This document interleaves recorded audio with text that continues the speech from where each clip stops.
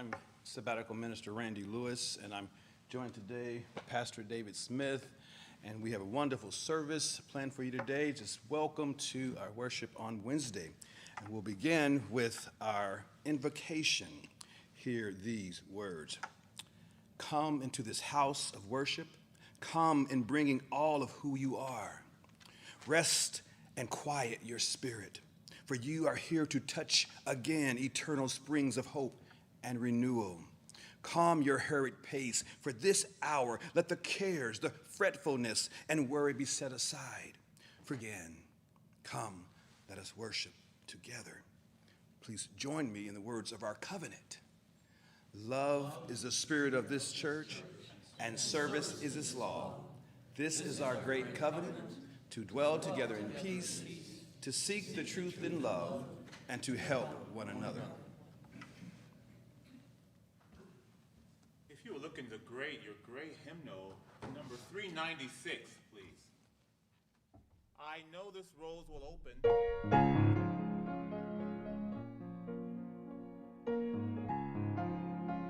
Please rise and body your spirit.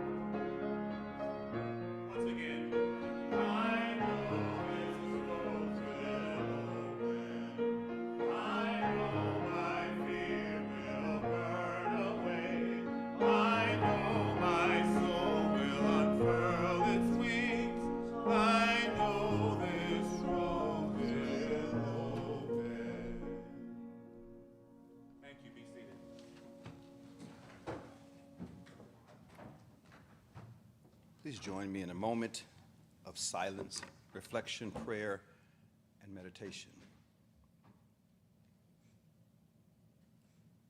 It is our quiet time. We do not speak because the voices are within us. It is our quiet time. We do not walk because the earth is all within us.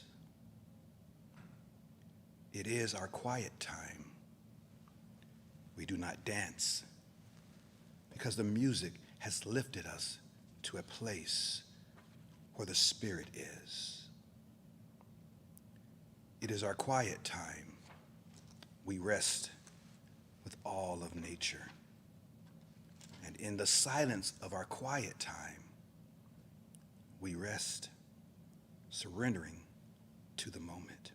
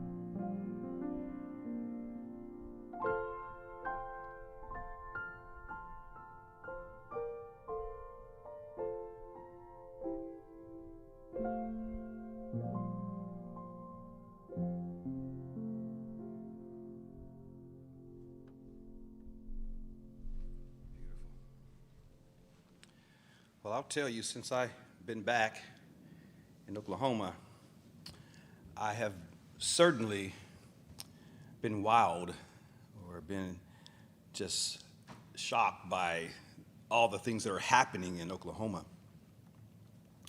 And so I've been back a little over a month. I've been here. So thinking about today, our theme for the share with you tonight, and something popped in my mind about the experience I had yesterday. And this voice said to me, maybe on my own intellect or my own spirit, said, that will work for a diversity subject. So I'll tell you what it was. So I'm replacing Marlon. Marlon usually goes to this meeting with the mayor and the police department. It's called MPAC. It's Mayor's Police and Community Coalition. And so I was going there on his behalf, just standing there. And so I got there, and there was the chief of police, Chief Franklin, and several others from the community that I recognized. There was even a minister from a fellow church that I'm familiar with, and several police officers knew several years before I left. I've been gone for 8 years now, keep in mind, so I'm back, and so the whole world in Oklahoma is turned upside down, or is different at least. And so I'm there, and there was a agenda on the desk, and there was a question that he posed to all of the attendees, and the question was for you to rate between 1 and 5, 5 being the greatest of values. Rate this question, and the question was, how important is DEI, that's diversity, equity, inclusion? See, that inclusion fits into this thing, right? So how important is diversity, equity, and inclusion to the Tulsa Police Department? And so they started around this end, and it was like a U-shaped tables, and I was sitting here, and there's like 10 of us all around, okay? And they started here, and the guy said, 5. And then the next person said, 5, I mean the highest. 5 and 5 and 5. And it got to me, and I said, well, I've only been here a month, so I can't say, but I hope it is 5.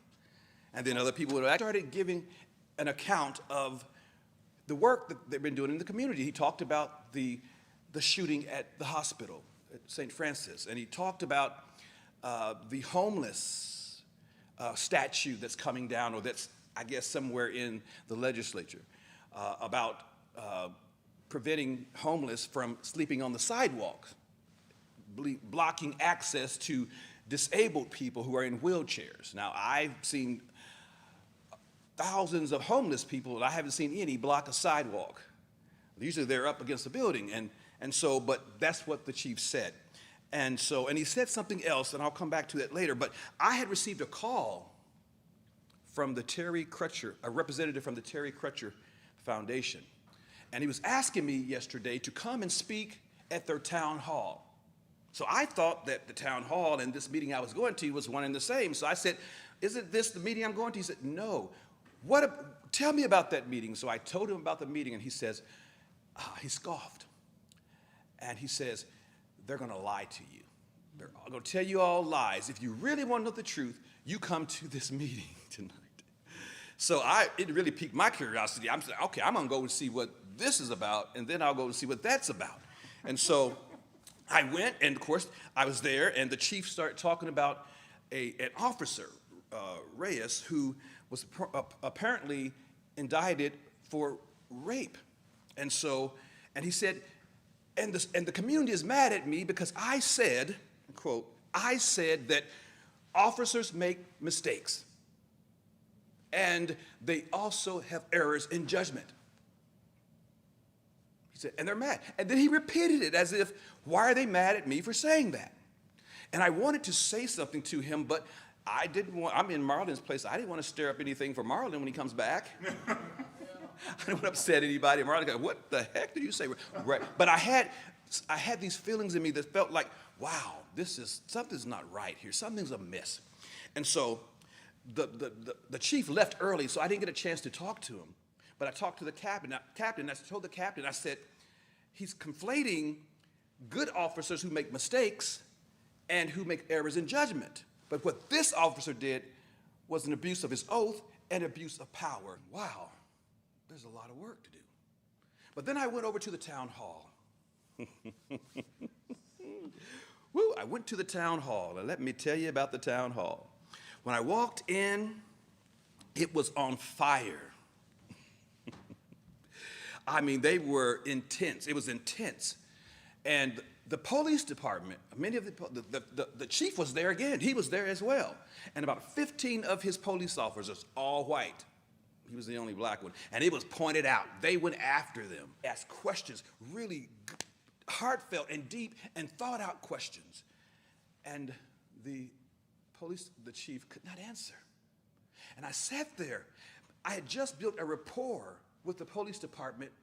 I met some officers, and we talked about our careers and where I was at and the city. So I had this rapport, but I also had this rapport with the community. And I could feel both sides. So, but the community was going after. They beat those officers up so badly with words. And they were asking questions that they could not answer or did not want to answer.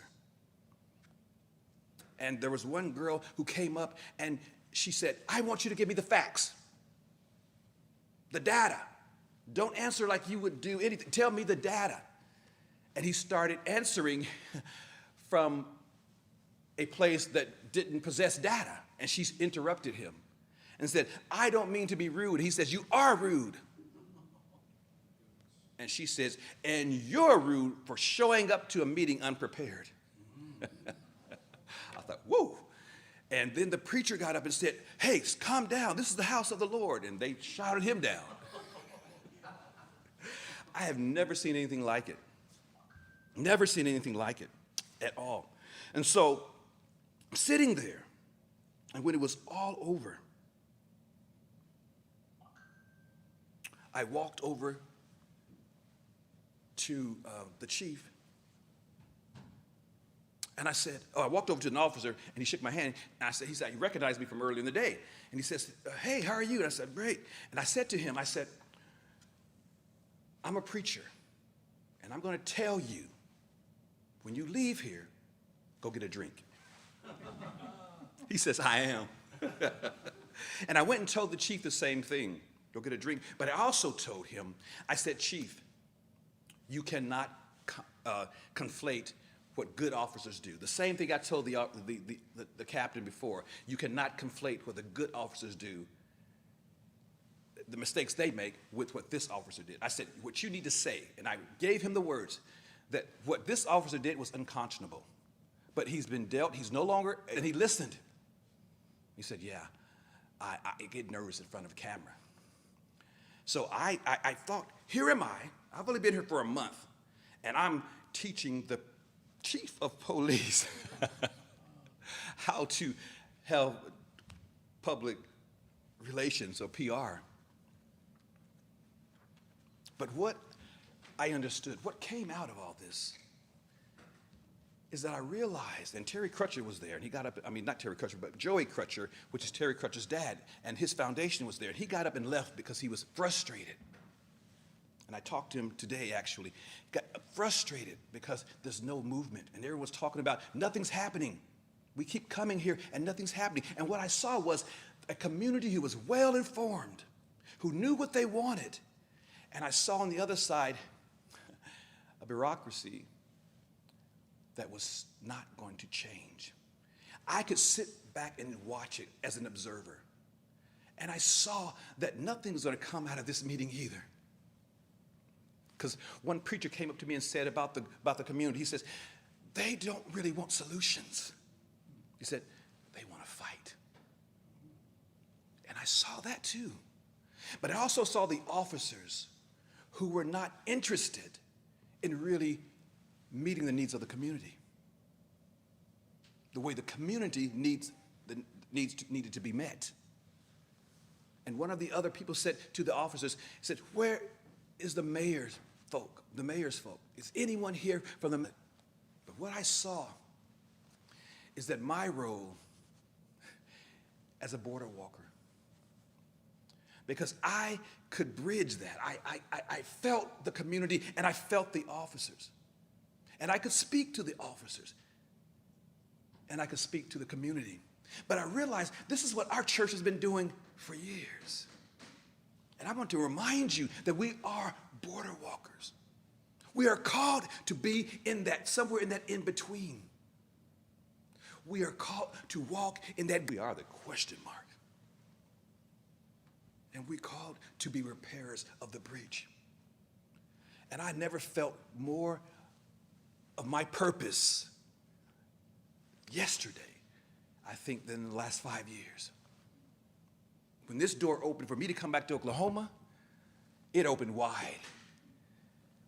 And I hit the ground running. And this church has been a platform to say and to be a voice. And so we are called to be border walkers. And that's what I want to leave you with tonight, is that you have it within you. We all do, to be in that in-between place. And nothing will happen at all if there's no dialogue. So we're going to keep the dialogue with the police department. I can't wait to get back with them and to tell them, hey, we're going to have to do it this way, bro. And I walked, he was a brother, so I went brother on him. I said, hey, bro, you're going to have to stop that. That's how I did it. So I could relate as a border walker. And I'm just encouraging you, we are getting ready to go someplace. We're getting ready to take off and impact this city like we've never impacted the city before. Watch, get ready, get ready, get ready, get ready, get equipped, because we're going to do this thing. And Jean Vanier says, each human being, however small or weak, has something to bring to humanity. As we start to really get to know others, as we begin to listen to each other's stories, things begin to change.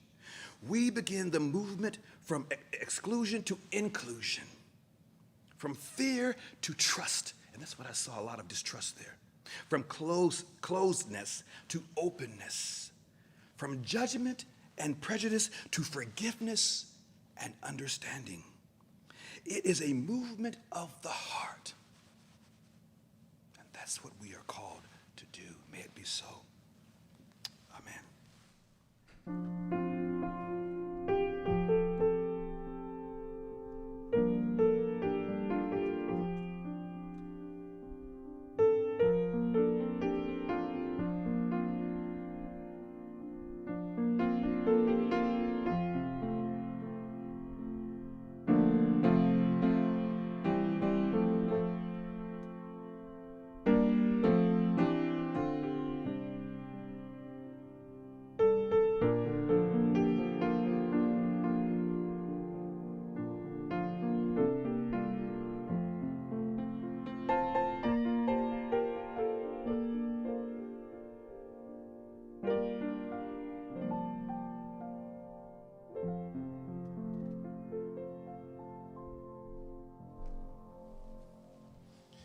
Paul, I rated the police department a 2.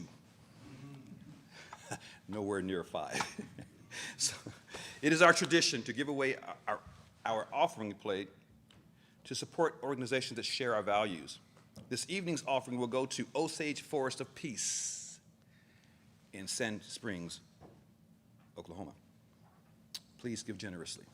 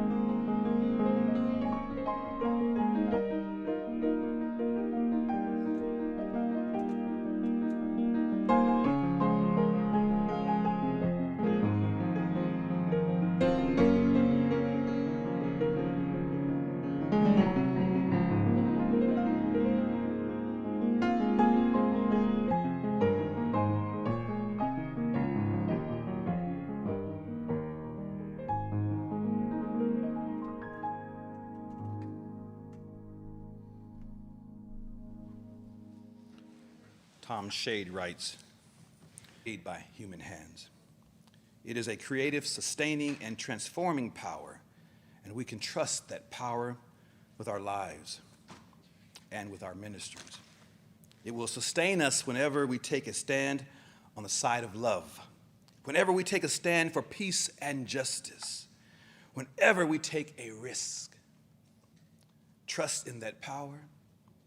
We are together held by that power. May it be so. Go, be blessed, and be a blessing. Amen.